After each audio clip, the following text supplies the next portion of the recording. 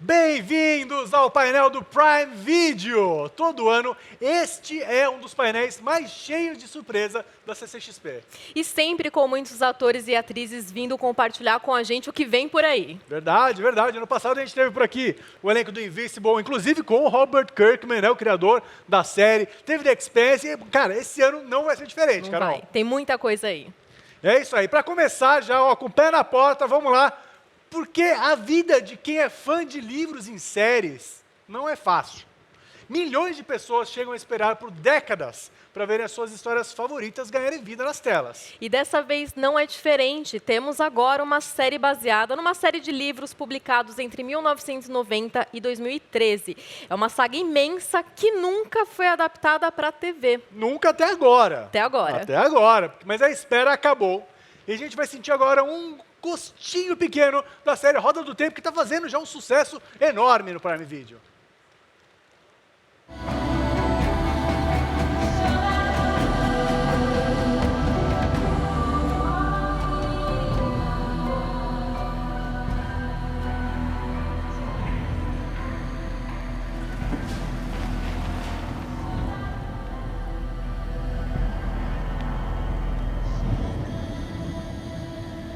Bring the false dragon.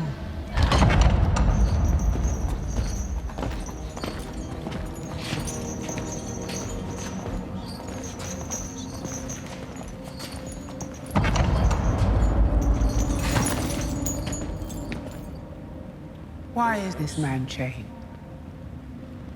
Gentle as he is, he poses no threat.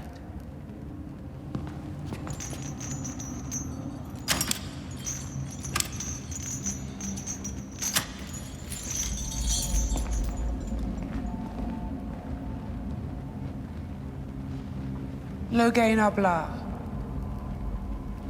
Do you know why you're here?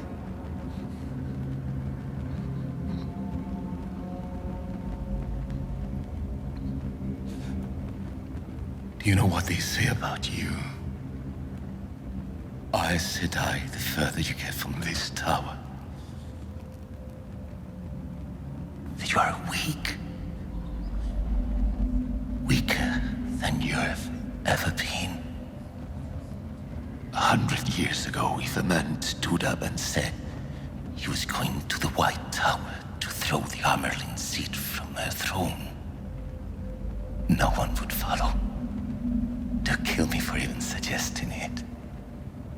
But when I said I was coming for you, I had an army at my back within the year. And even your little parade showing off your prize.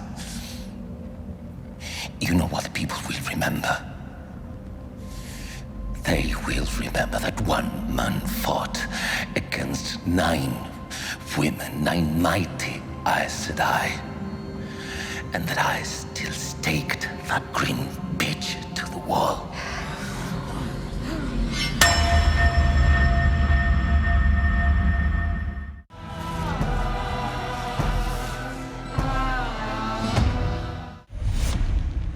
Olha, eu tô empolgada. A primeira temporada de A Roda do Tempo estreou já no Prime Video mês passado e é incrível. Você está assistindo? Tô assistindo, lógico, lógico. Toda sexta-feira ali, ó. Tô ali paradinho na frente da minha TV para não perder nada. Olha só, e é por isso, né, por esse sucesso todo que você está falando, que é um prazer enorme agora a gente receber aqui, para conversar um pouquinho mais sobre o Roda do Tempo, Rosamund Pike e também Álvaro Morte. Hello, hello! Welcome to CCXP. Thank you for having us. It's a pleasure. Hola, hola. Hopefully next time, both of you can come to Brazil and maybe premiere the second season, okay? Yeah, I would love that. I've never been to Brazil. It's always somewhere I've wanted to go to. Oh, amazing. This is the first time that the Wheel of Time saga is adapted for TV, and knowing that the book series has gathered millions of fans around the world since the first volume was published, how does it feel to star in such an anticipated production? Well, you know, the Wheel of Time fan base has become actually a great ally for all of us. You know, I think we started off feeling intimidated by the massive readership of the books. And now we realize that they're on our side, they're firmly on our side, and they're just so appreciative of the fact that this series that they've loved for years, that's almost been like a religion, is suddenly going to be part of the culture for many, many people worldwide. And we've actually been very moved by the reactions to the trailers, the way that they've been dissected. And so as an actor, there's so much goes into the making of any film, any series. And, you always know or assume that, people are only going to get a fraction of the detail that you've put into something. And in this case, I think every second is going to be analyzed by this passionate fan base.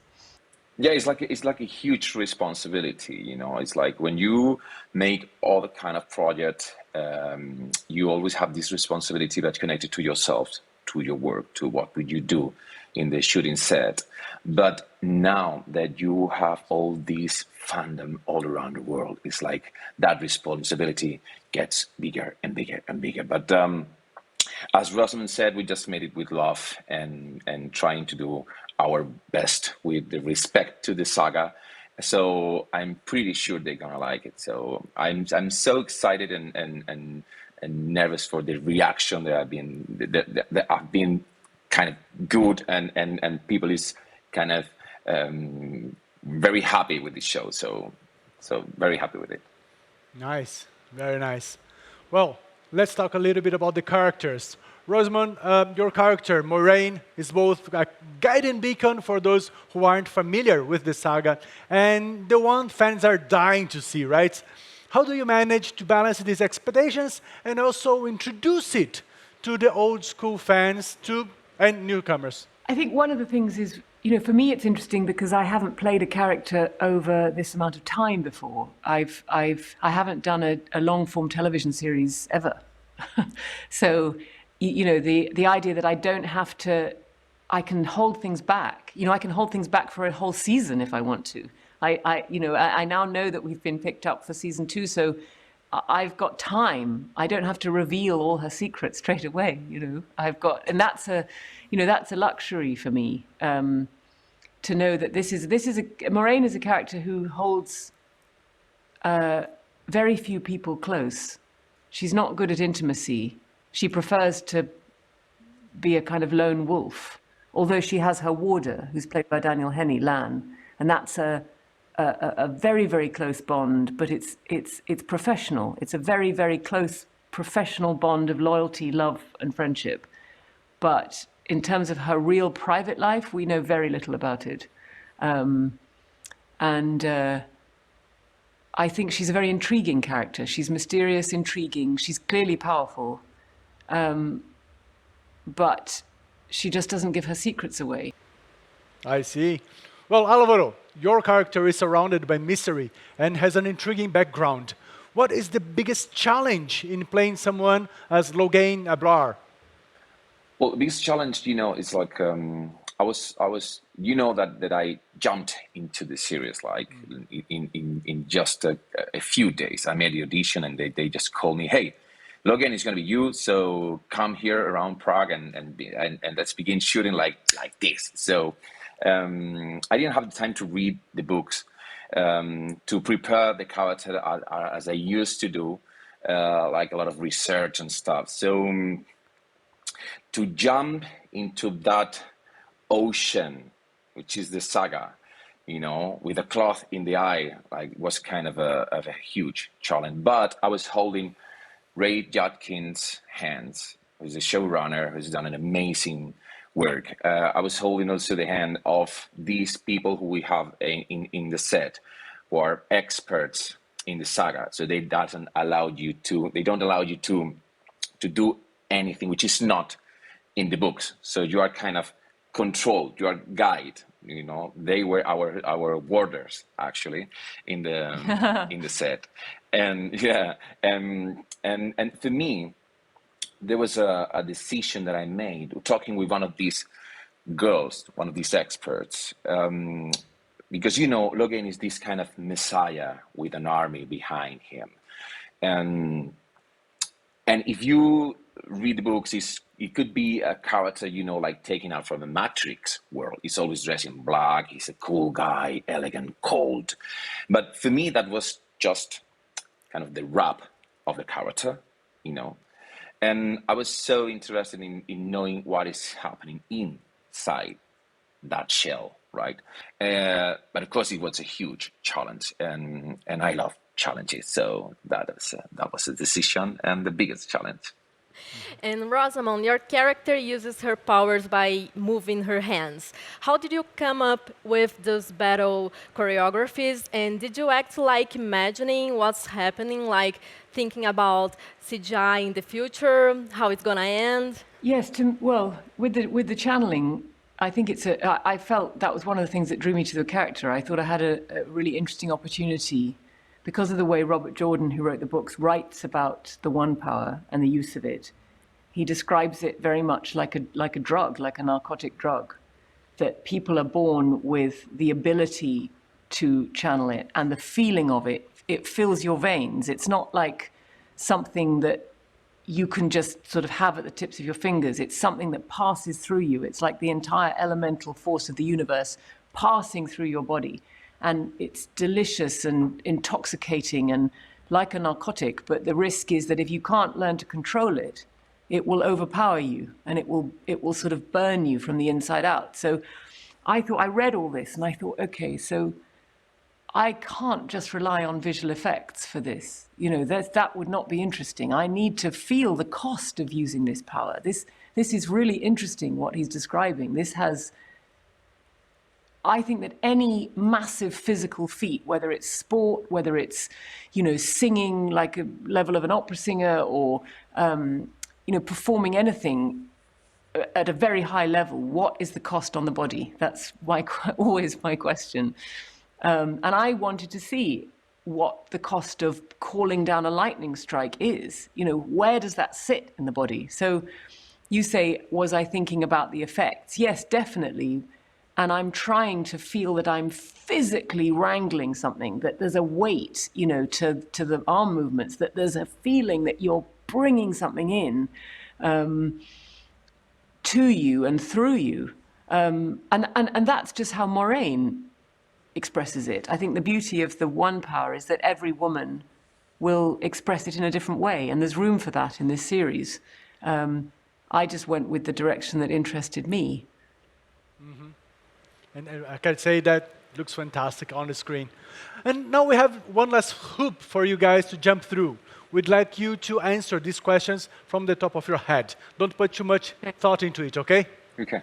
If you could take one personal object to help your characters in their adventures through the world of the wheel, what object would you pick?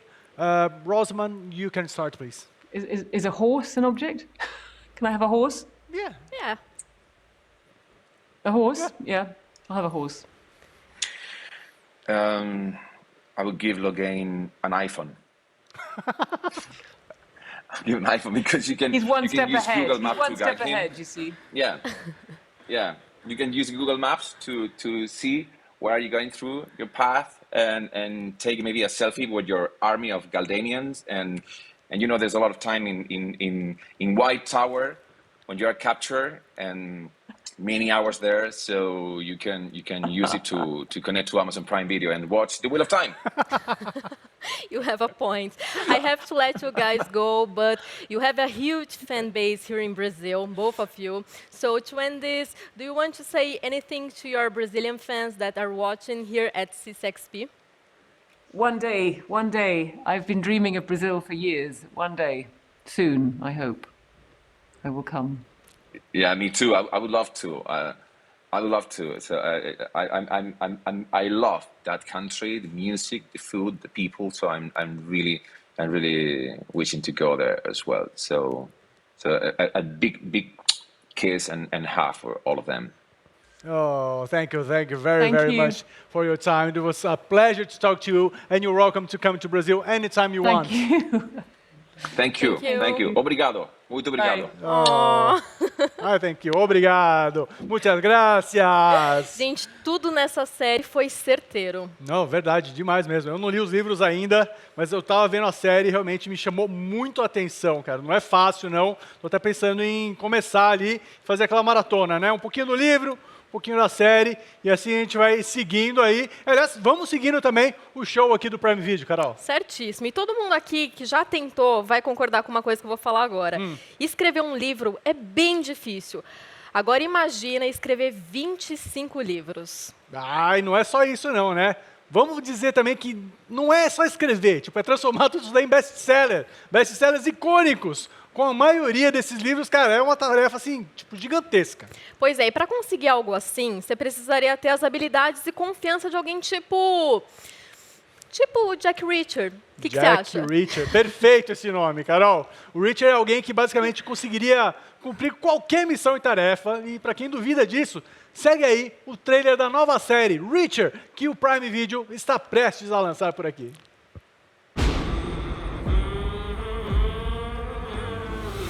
Jack Reacher, retired Army, Special Investigations Unit.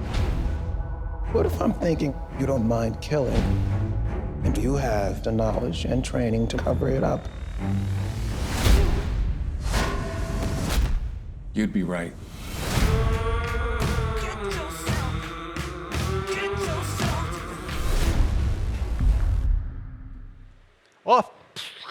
Caramba! Para fazer tudo isso nesse nível, tem que ser realmente um Reacher, né? Mas não é só criar e escrever o Reacher, que é uma tarefa difícil, não. Tem uma outra tarefa que é ainda mais difícil, que é ser Jack Reacher. Pois é, e só existem 2 pessoas no mundo capazes de cumprir essas missões. Vamos receber agora o criador Lee Child e o próprio Reacher, Alan Ritchson. Opa! Whoa! Hello, guys! How are you? Thank you very much for your time. It's a pleasure to have you here, and it's very exciting because this is the first time that you're doing this kind of Comic-Cons, and you're together to talk about the series that Prime is going to show very, very soon. Thank you very much. Thanks for having us. So very excited to be talking about this now. Well, Alan, how did you first meet Jack Reacher? Were you a fan of the books before? And what about him drew you to take on this role? I'm in the business of creative myself, and I'd spent a few years writing my own screenplays and telling my own stories, and so I just hadn't spent time in these books, and when I became aware of this as a TV series, this was something that I got invested in, and I regretted having missed a couple decades of. It's like I binged Lost after it was done, and I missed the fact that I couldn't have enjoyed it while it was on week to week. I have some, a little sadness around that, but I couldn't put it down once I was engrossed in the books, and there was 24 books at the time, and I read 24 books in 8 months, and then I started reading them again just out of pure enjoyment. So. I really fell in love, and I feel very lucky that this role and this character found me. Well, Mr. Child, how and when did you know that Alan was perfect to play this iconic character? We did the screen tests, and they were delivered to me just as video files, and I was looking through them, and I clicked on one, and absolutely right there, the way that even before he spoke, the way that he held himself, he looked like a military officer, recently retired. The way that he conducted himself, his manner, you could see the brain working. I gotta say, as a tribute to American talent, we saw a lot of great actors. And I was thrilled that they would be interested in doing the part. But when I clicked on Alan's test, I just knew, you just know, this is the guy. And what I've seen subsequently is one of those lovely experiences where you hope that it's going to be as good as it could possibly be. That's your target. And actually, it's better than I thought it could possibly be, simply because of Alan. Plus, it's got to be said, incredibly strong supporting cast that make it just a blast from beginning to end. I just want to add on to that. I can't agree with the last bit of that statement more. The supporting cast in this show is it's Emmy worthy. I mean, their performances are just will be talked about. You know, I feel just like, you know, my work was a little bit of just a hub, and you have these very interesting satellites that really make the show what it is and give it the character and color that it deserves. And every single actor in the show, you know, did their job in spades. And talking about your experience, Alan, you've covered sci-fi, romance, fantasy, and comedy in your acting career. Would you say like any of these previous works prepared you for taking on Reacher? That's a good question. You know, Reacher's unlike anything I've done. I've had a very schizophrenic career. I mean, it's sort of got its own mind. You know, playing a superhero one moment and you know, a cop the next.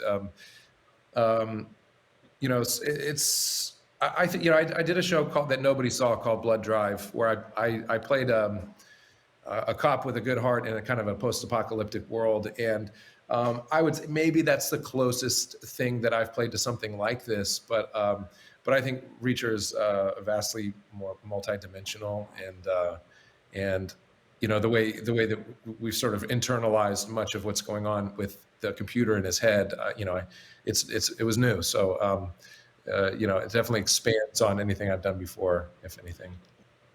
Mm-hmm. Oh, that's very nice to hear. Well, Mr. Child, Jack Reacher's confidence seems unshakable. He's a great fighter in all aspects, physical, mental, and verbal, as you were saying. And how does the TV show Reacher brings these characteristics to the screen? As you once said, you read the books, right? You don't write the scripts. You're not thinking on TV adaptations when you're writing books. What kind of crazy situations are we going to see Reacher getting himself into and out of? We're going to see a lot. And the very first one for me was the really important scene for me in the pilot was we spend a certain amount of time getting to know Reacher in various scenes, in various situations, but then he goes to prison. And the key moment for me was the next morning in prison, he is challenged by a prison gangster. And to me, that was the moment when Reacher is truly delivered to the audience. But it's also, to me, it was when the producers delivered their version of Reacher to me. This was all the cards turned over. At that moment, I was going to know exactly where their heart was when it came to portraying it. And that fight in the book is super brutal. And it doesn't do Reacher much favor, in a sense, because Reacher cheats in order to win. And it is the most comprehensive victory you have ever seen in the book. So I was curious to know, are they going to go 100% in this scene? And actually, yeah, they go 150%. Allow me, adding to that, how was the preparation? You got like a new kind of martial arts that you had to learn. And second, have you got like a piece of cloth or a line that makes you get into the character? Yeah, yeah. The stunt coordinator walks up and slaps me in the face, says, "You're ready now," and then I go fight. No, you know, this is actually more of an answer to your question. Two questions ago, I think, about what roles have prepared me. I think the progress of my career as far as action roles are concerned has been quite serendipitous, because I've I played a UFC fighter. I was a Ninja Turtle, where I worked with 8711 and those stunt guys, some of the best fighters and the best action sequences in the world, and many other action roles, right? So, I was a dagger specialist in Hunger Games, so I learned how to handle a dagger. I was able to bring all that, and then just when I thought, okay, there's really nothing else to learn as far as this action stuff goes, like I'm going to go in and we're gonna ground and pound a little bit, and Buster Reeves shows up, one of the most talented artists as far as stunt fighting and designing is concerned. He's got a style unlike anything else. He really helped reshape the Batman franchises with Christopher Nolan, designing the look of those fights, and we've seen something new come out of that.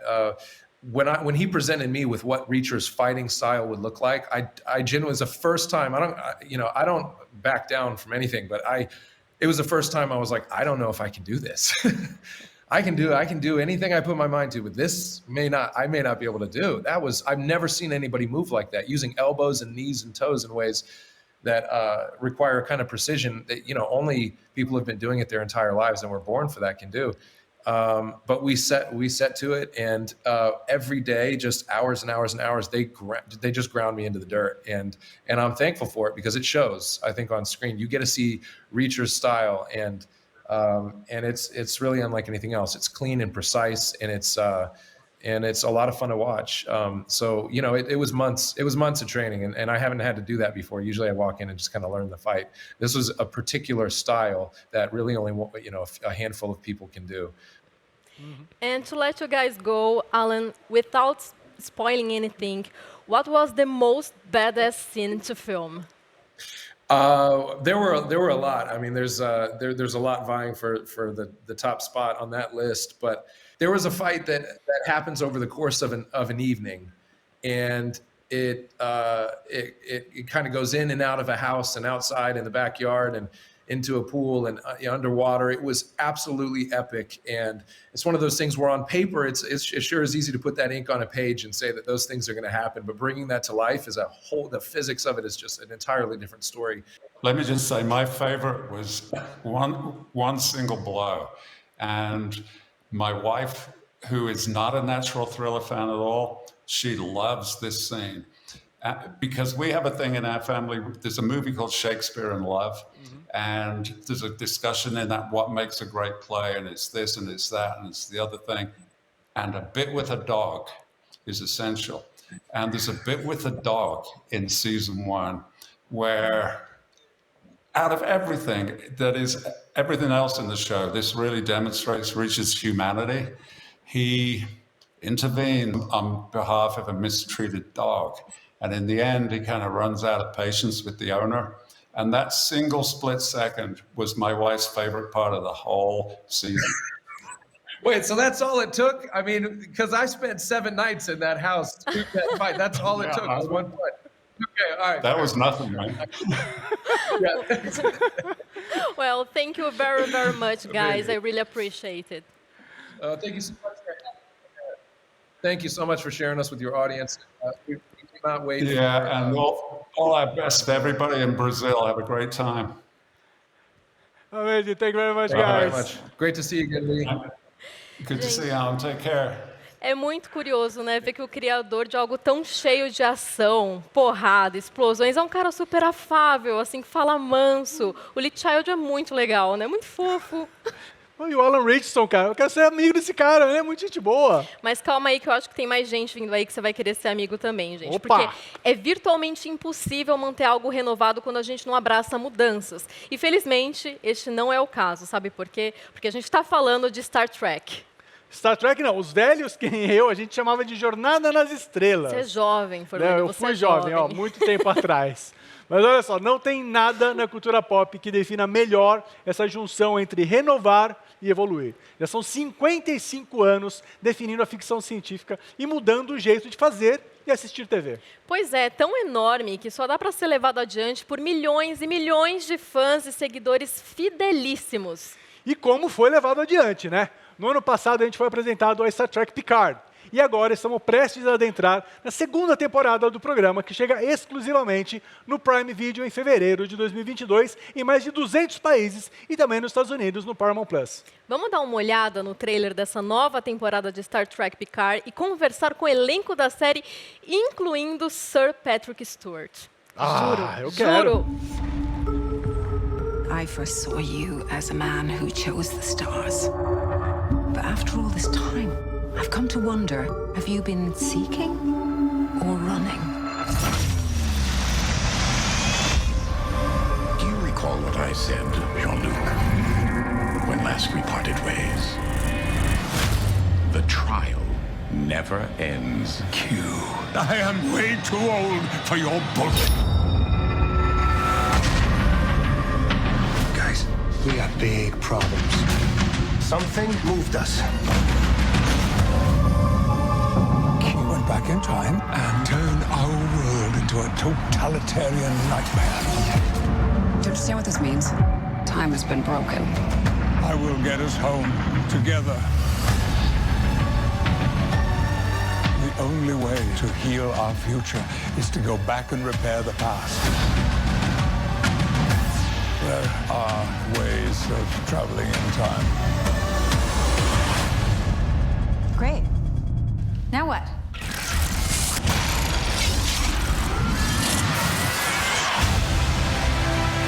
Welcome to the Earth of the 21st century. You're saying we can undo this nightmare? Let's go to work. You can pilot a starship, but you can't drive. You two really need to work on your communication. Right. See, there you go. Now you're in sync. We have 3 days before the future is changed irrevocably. But even in the darkest of circumstances, there is a light.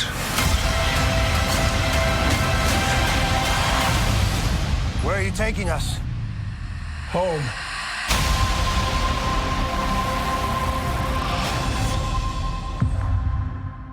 Welcome aboard CCXP! Hello guys, how are you? I wish I could beam you up straight to Brazil. Hopefully next year, all of you can be here with us and talk to your Brazilian fans. But before we start talking about Star Trek, I know that you came to Brazil, Sir Patrick, and played table football with Luis Felipe Scolari, and, or as you call it, Big Phil. How was that experience, sir? Just to be in the same city as that extraordinary football club, and as well as the national team, was thrilling. And the table soccer, as I recall, was uneventful. I lost, of course, I was beaten. And if you're going to be beaten, being beaten by Brazil is probably as good as it gets. So, and you, Michelle, what are the memories from your visit to Brazil at our last CCXP? I had the pleasure of coming to the Comic-Con in Brazil. Gosh, it just feels like years ago now because of the pandemic. So whenever the last one was that we were all in person, I did have the pleasure of going there, and it was wonderful. The fans are just warm, and the country's beautiful. So it was a gift. Something I should mention, because I don't think I have before, was that I actually worked in the theater in Brazil, in Rio and Sao Paulo, in 1962.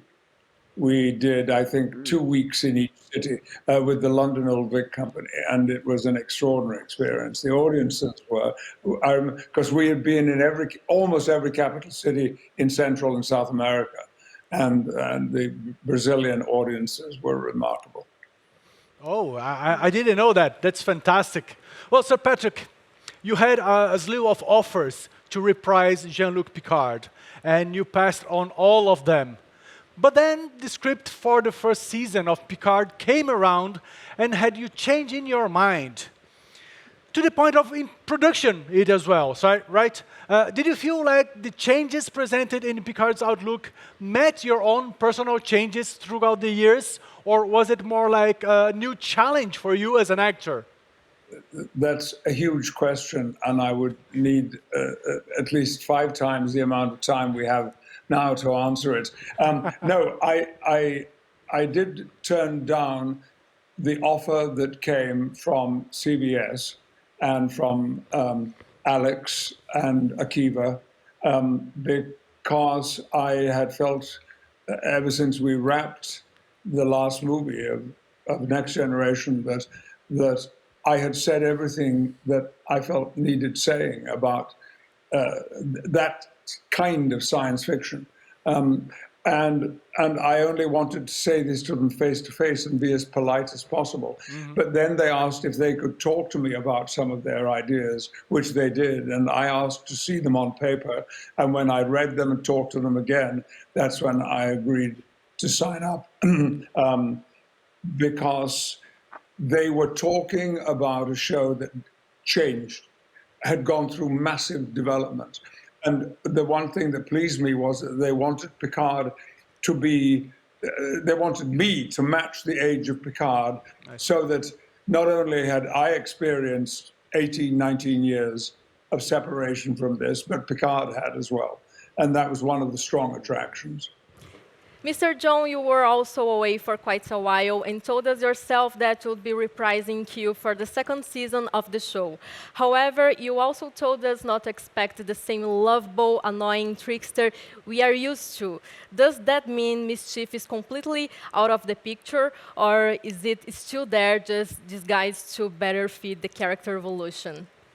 Well, before I actually answer that question as to what it is that got me there, what to expect, the first thing I asked was, "You're not going to be putting me in tights, are you?" And they said, "No, no, no, no." So I said, "I'm halfway there." And they said, "No, we want you as you are, beard included." The character is the same character, but also has matured along the way. So annoying, I'm sure, from Picard's point of view, very annoying. But from our point of view, the audience's point of view, it's a more mature and, dare I say, perhaps more dangerous Q. Certainly one who is motivated now by certain other elements other than just the storyline, personal elements, as it were. I'm still mad, bad, and dangerous to know, but at a more profound level. And now you, Michelle. When we think of Raffi and JL's relationship, it's impossible not to notice how she's the actual driving force behind all the changes in Picard's approach to problem solving. If Jean-Luc's teaching optimism is an unstoppable force, Raffi's justified bitterness is an immovable object. Do you think that the dynamic will ultimately propel Raffi towards redemption, or is it life that needs to redeem itself to her? Such a good question. And I'm going to co-opt that justifiable bitterness as an immovable object. I love that. It's a great question. And of course, Raffi's influence is what guides Picard, because Raffi's always right. Just saying. Honestly, I think, Raffi, she's such an interesting character because she is, she wears her heart on her sleeve. She really does. She's as vulnerable as she is passionate. She carries wounds for a period of time because she is so committed to what she feels was right, and having been wronged, it hurts her very deeply. She's hard, it's very hard for her to let things go. So in answer to that question, I almost think from Raffi's point of view, I think she thinks life needs to redeem itself to her because she feels let down and betrayed by the commitment that she's given it, and she feels that she's been a bit abused by it. She wears those wounds proudly. Well, I know our time is almost over, so I'm going to suggest a play here. Usually we think about a desert island, but what item would your character take to a desert planet? Could be anything. Sir Patrick, can you start, please? My item would be a lifelong subscription to the New York Times newspaper so that I could see once a week the science supplement. I had a very, very, very modest education, and it included almost zero science. And the science supplement that I think is always on a Tuesday is giving me an education. And I really don't want that to stop, because week by week, it makes me feel more and more qualified to be Jean-Luc Picard, because, in fact, I'm not qualified at all. How about you, Michelle? I mean, Raffi's. What would Raffi's choice be? It's funny because I thought about that question. I'm like, well, Michelle would probably take her Peloton because that gives me like something to do every single day. I think Rafi probably, you know, it's like that's a tricky one for her because she would like to be, I would say a replicator, but it's really like a transporter. I mean, it's something that would connect her to be able to see what's happening, to be able to, you know, access things, you know, maybe her tricorder. I think maybe her tricorder, because she could maybe be able to figure some things out. But she'd probably, even if she was by herself, she'd still be thinking like, what is everybody else doing? Where is everybody? What can I do? How can I get to everybody? I see. How about Q? John, Q? My deserted planet would have to have an ocean. And because it had an ocean, I would take a sailboat, which would allow me to continue to explore. That's what I would do. Fantastic. Fantastic. Well, thank you very, very much for your time. It was a pleasure to talk to you. And hopefully, next year, all of you can come here to Brazil and we can go anywhere without the pandemics going around and maybe have a party, I don't know, anything. Thank you very, very much for your time. Thank you. Bye, Michelle. I love you. John, I love you too. So good to see you. Ah, que demais, olha só. Bom, você viu ali, né? Você deu uma bronquinha, ele falou, ó, a pergunta tá meio grande aqui, mas eu devo dizer que essas daí que passaram foram simples ainda. Tinha coisa pior ali, tinha a nerdice, você sabe que vai fundo quando o papo é Star Trek, né? E por falar em Star Trek, agora a gente vai ter por aqui uma surpresa que pouquíssimas pessoas do mundo estavam sabendo, tá? E olha, se a gente for listar o que esse cara aqui já fez, a gente vai achar ali coisas como mais de 100 programas de TV, ganhador de centenas de prêmios, mais de 600 filmes. E isso é só ali o comecinho, a pontinha do iceberg. Ó, ator, diretor, escritor, poeta, produtor, ícone, músico. Eu acho que a gente pode só chamar de força da natureza. O que você acha? Acho ótimo. Esse cara é uma sensação global há mais de 50 anos. E em sua nova aventura, Shatner in Space, será compartilhada com a gente muito em breve. É um olhar detalhado sobre sua viagem recente ao espaço a bordo do Blue Origin, um projeto sonhado por Jeff Bezos após conhecer o trabalho mais icônico desse homem tão notável. Vamos lá, vamos dar uma olhada nas primeiras imagens desse especial de 1 hora que documenta a ida de William Shatner para o espaço. When you're up there, you see this beautiful, vulnerable, blue planet. Remember, it's just our origin. And you guys are here at the beginning.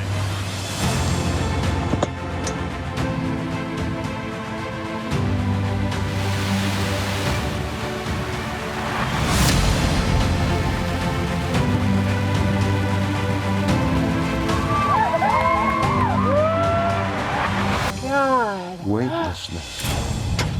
Oh, Jesus. Oh, my God.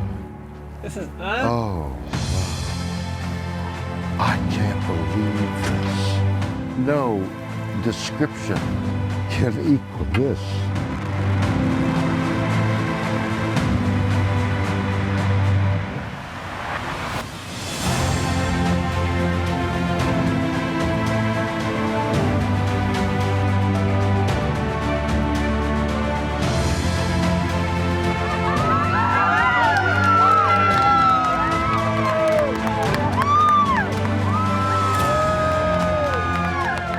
Everybody in the world needs to see.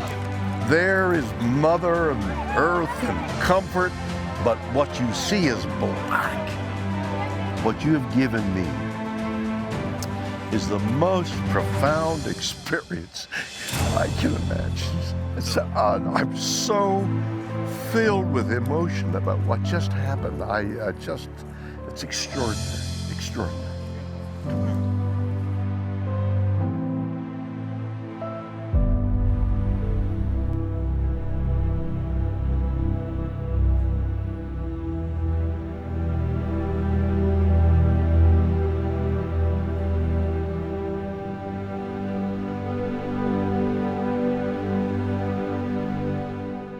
agora temos conosco para conversar em primeira mão sobre este documentário. Por favor, recebam William Shatner. What an honor! Welcome to CCXP, Bill Shatner. How are you, sir? Wouldn't it be awful if you were introduced like that? And here he is, and people go, "Who? Who's that?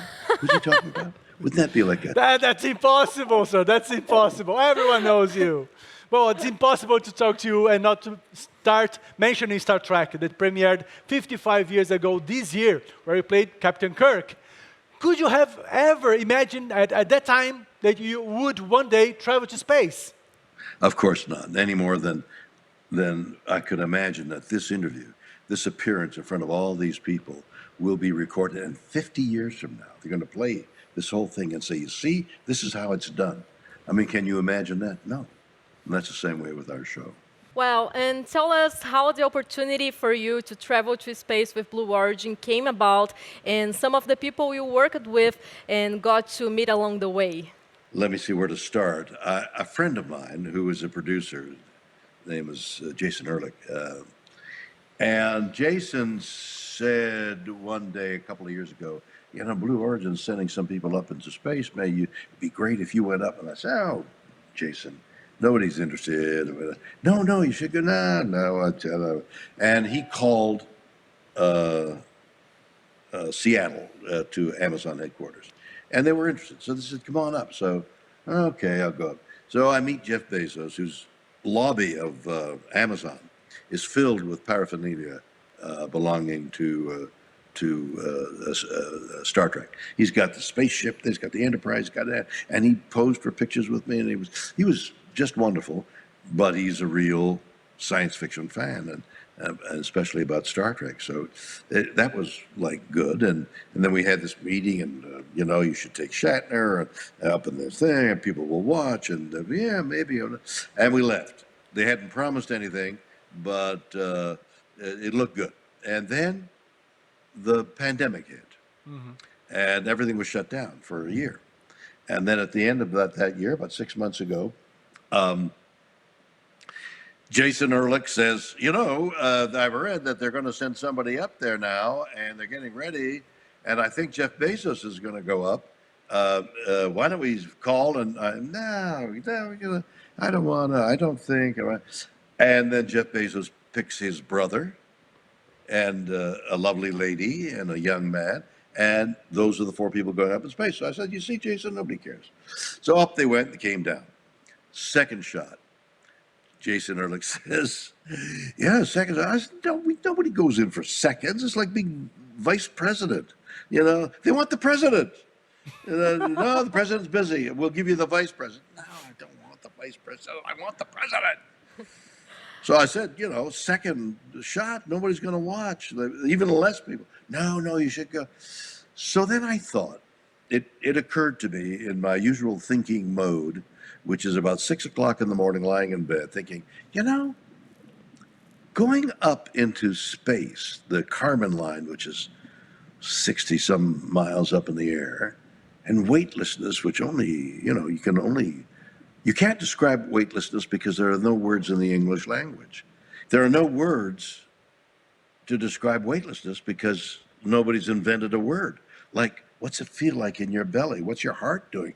What is your head doing? What is your ballast? Do you vomit? What happens when you're weightless? And how would you describe it? Well, all you can do is say, well, have you ever been dizzy? I think that's what it's like. Vertigo? Well, no words to describe. So I thought, I'll go up there. Maybe I can find a word in the English language that describes weightlessness and the thrill and going into space. And then I had to go through all the training that they put you through, mostly consisting of going 11 flights up the stairs for this gantry that they had next to the rocket, getting up 11 flights of stairs at 4,000 feet altitude. That was my first big thrill, gasping for air. And then I got in the rocket. But what I saw when I looked out that window was black. No stars, no nothing. sun in my face blocking the light. All it was black as death. That's what I saw. No romance. Then I looked to my left, and what did I see? I'm trying to involve you in this conversation. What was it? What did I see? I don't know. What was it? A little blue dot. Oh. But it wasn't blue. It was beige and white and blue. And I saw the curvature. So it was defined. If you follow that curve around, you come to an end. It isn't 13.8 billion years. It's, I have driven across the United States. When I was a kid, a teenager, I thumbed my way across the United States and back. It's limitless. The roads go on forever. Takes days. It's never ending, the Earth. Except when you see it from above the Kármán line. And you look at it and think, my God, that is so small. It's a tiny, tiny dot. Okay? I think of it as an oasis where you're in the desert of space and you come upon this oasis where there's water to drink and air to breathe and shade from the never-ending drumbeat of being bombarded by all kinds of rays and things that we don't even know about that are affecting our cells. We're protected. Oasis. Well, sir, you have a legion of fans in Brazil to whom we are talking right now. Can we expect to see you around here anytime soon? I mean, Brazil is closing there in space, right? Yes, but it's also filled with a lot of people. Yeah, it's the Brazilians. First of all, the language is the most beautiful language of all. That Portuguese is so mellifluous. I wish I spoke it. It's the language of poetry, I know. And the Brazilians are not only this great people, the most attractive human beings you can imagine are Brazilian. My goodness. and out of Brazil and the cuisine and the great forests and the coastline and everything about Brazil is magnificent. The people have to meet the magnificence of their country. Leslie, is there any new item in the list of things you can get behind? That I can't get behind? Yes. I can't get behind a slow bus. I can't get behind hatred. I can't get behind racism. I can't get behind pollution. I can't get behind that one. There's so much we shouldn't get behind. We should be in front of and lead it elsewhere. Project it into space the way Jeff Bezos would like us to do. Fantastic, sir. Thank you very, very much for your time. It was a pleasure. Thanks. I know all Brazilian fans are really excited to have you here. So, really, thank you very much. I'm there virtually. On another time, in another place, maybe in another world, I'll come in person. I want to visit Brazil very much. Fantastic. You're more than welcome. Thank you very, very much, sir. Amazing. Pleasure to see you. Thank you for having me. Bye-bye, sir. Take care, everybody. Thank you. Muita emoção para um dia Olha só. só o que é isso. Meu, Capitão Kirk e Jean-Luc Picard no mesmo dia. Ó, vou embora. Não, volta aqui que tem mais. Volta aqui que tem mais. Olha isso que o CCXP acabou de proporcionar para mim. Não dá, não consigo, Carol. E esse documentário promete, né? Nossa, vai ser demais. Vai ser demais. Quero ver agora. Ó, e falando em saga, falando em Prime Video, como não falar também deles? Os nossos meninos. 2022 é logo ali e em breve vamos retomar a história de The Boys. É, isso aí é verdade. A espera foi longa e difícil, mas Butcher e companhia voltam muito em breve. E assim, pra gente não ficar passando vontade, vamos dar uma olhadinha na mensagem que um certo Karl Urban deixou aqui pra gente. Bora. Oi, Brazil. Hope you guys are having an amazing CCXP. While we may not be able to be there with you this year, and we certainly can't wait till we can be, we want you to know that me and the boys have been working hard, giving soups hell, and we cannot wait for you to see season 3. It's going to be truly insane.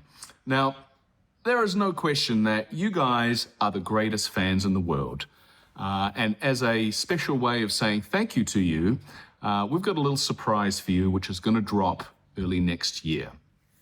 While we've been hard at work on season 3, Eric, Seth, and Evan have asked a few of their celebrity mates to cook up 8 deliciously unique, twisted, animated episodes set in the world of the boys. You might say they're diabolical. Can't wait for you to see them. Trust me, you'll love them.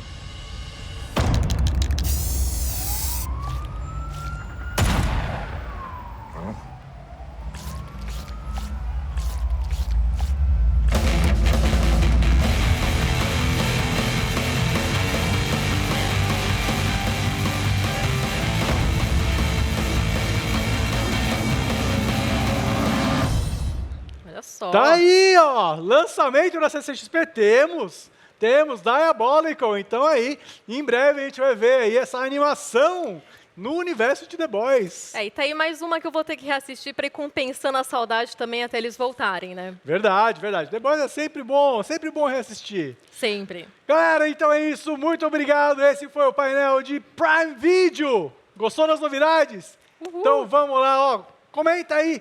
Usa a hashtag CCXP Worlds e vamos lá que tem muito mais CCXP ainda rolando por hoje. Até já.